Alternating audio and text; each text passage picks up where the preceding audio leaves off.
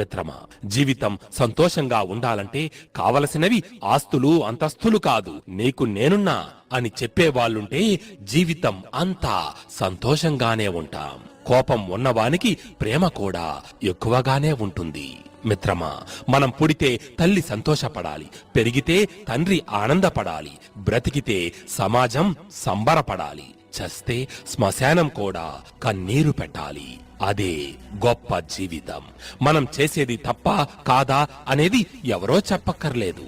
ఒంటరిగా కూర్చొని అంతరాత్మను అడిగితే చాలు, సమాధానం ఇట్టే దొరుకుతుంది. సాధించిన విజయాల కన్నా దానికోసం చేసే ప్రయత్నం చాలా గొప్పది.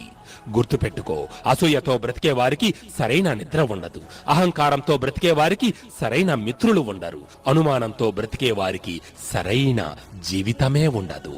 మనల్ని చూసి చప్పట్లు కొట్టే 10 వేళ్ల కన్నా కన్నీరు తుడిచే ఒక్క వేలు మిన్న.